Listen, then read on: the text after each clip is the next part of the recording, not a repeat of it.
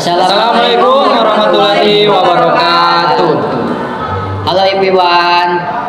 Oke, selamat datang di podcast kami, yaitu podcast matematika. Tapi yaitu yang ditugaskan oleh siapa? Bapak Aan.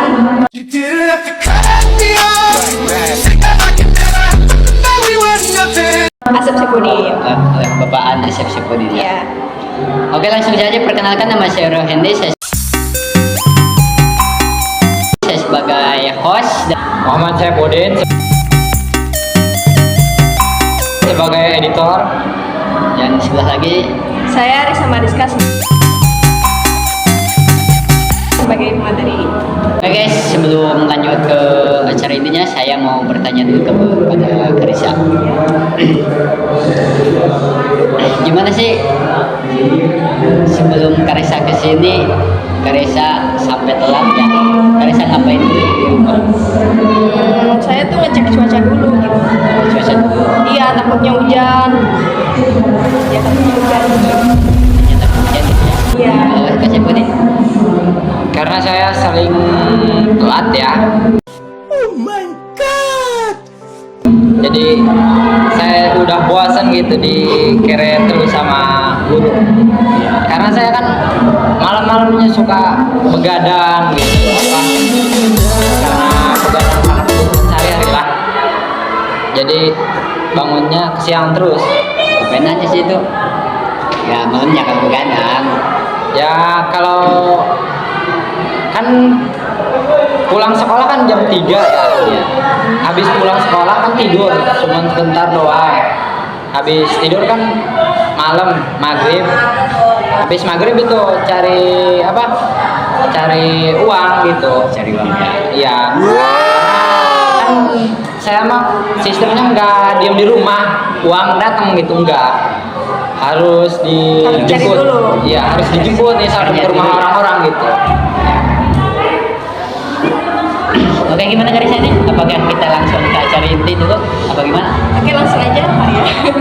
Oke guys, kita langsung aja ke acara intinya, yaitu judulnya yaitu konsep dasar peluang. Oke, apa sih itu Karisa? Yang dimaksud konsep dasar peluang? Oke, konsep dasar peluang adalah kemungkinan terjadinya suatu kejadian. Contohnya gimana Kasih Pudin?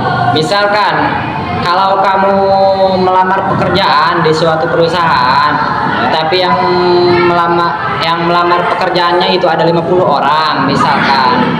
Yang bisa keterimanya itu 20 orang. Tapi kamu termasuk dalam salah satunya dari 20 orang itu. Oh, misalkan Kasih Pudin ini apa ya? Melamar pekerjaan. Ya, termasuk ya Iya. terpilih intinya ya. Iya, karena sudah termasuk dari 20 orang itu, berarti sudah keterima. Intinya Kasih Pudin ini keterima ya. Iya. Itu yang dimaksud dengan contoh konsep dasar peluang. Iya. Oke Karisa, kan di konsep dasar peluang itu ada apa ya? Ada 4 hal ya yang harus kita ingat. Itu apa saja sih satu-satunya? Yang Boleh pertama disebutkan? itu, yang pertama itu percobaan. Oke. Yang kedua ruang sampel. Yang ketiga titik sampel. Dan yang keempat kejadian. Yang pertama tuh percobaan. Percobaan adalah kegiatan atau tindakan yang tujuannya untuk memperoleh hasil tertentu.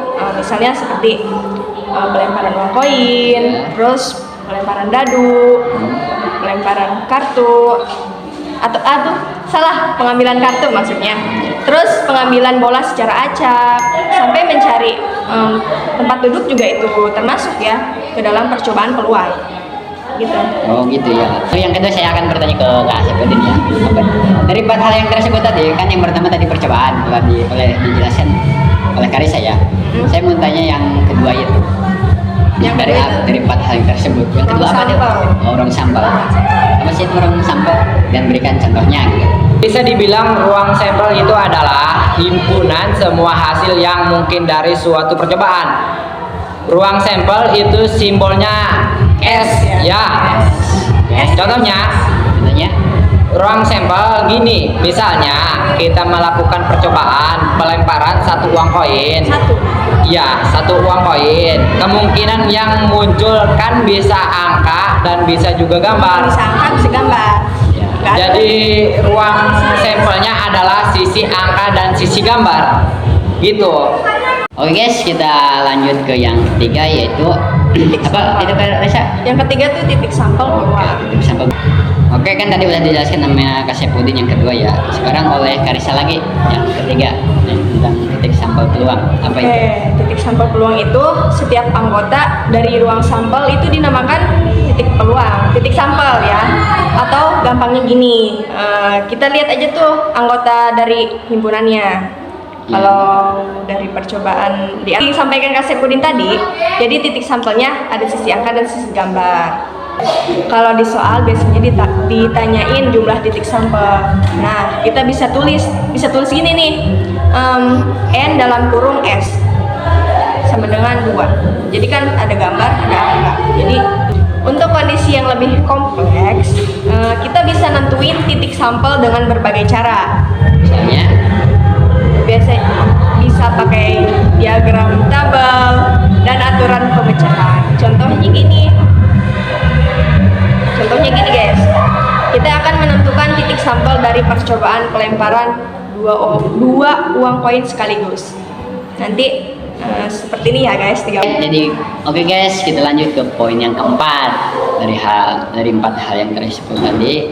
Yang ketiga udah dijelaskan oleh Kak Risa, yang sekarang yang terakhir itu yang akan dijelaskan oleh Kak Saipudin. Oke, silahkan Kak Saipudin. Jadi Oke, saya akan menjelaskan jenis kejadian peluang. Ya. Maksud dari kejadian dan materi peluang ini adalah himpunan bagian dari ruang sampel biasanya dituliskan dengan huruf kapital seperti A atau B dan lain-lain.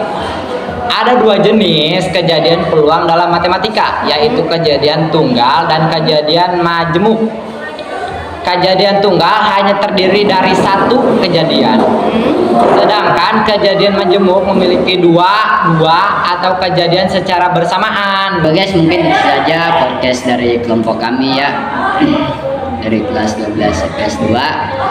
Oke, sebelum menutup podcast untuk hari ini, mohon diberikan kesimpulannya bagi yang menonton. Oke, jadi gini, kesimpulannya tuh konsep dasar peluang ini ada di sekitar kita, ada di sekeliling kita. Seperti contoh tadi ya, cuaca gitu. Ya. Cuaca itu termasuk ke dalam konsep dasar peluang. Ya. Oke, kalau dari Kak Rohendi sendiri gimana? Kalau saya aneh sih ya. Nah, Oke guys, buat kalian semua ya yang nonton pokoknya Semoga terhibur ya. Semoga terhibur. Dan kalian juga jangan bosan-bosan untuk belajar matematika walaupun sulit ya. iya. Oke, Dan mungkin dari saya ada quotes nih. Oke, Bill Gates pernah berkata, Ya. beliau pernah berkata begini, pendidikan adalah kunci pembuka pintu kesempatan. Jadi, ayo kita belajar sama-sama, belajar matematika ini, konsep dasar peluang ya guys. Oke guys, mungkin cukup sekian. Jika ada kekurangan saya mohon maaf. Jika ada kelebihan mohon dikembalikan. Selesai sudah podcast dari kelompok kami. Seperti kamu dan dia yang selesai tanpa pernah dimulai. Oke guys, kurang lebihnya mohon maaf. Assalamualaikum Assalamualaikum warahmatullahi wabarakatuh. Bye bye.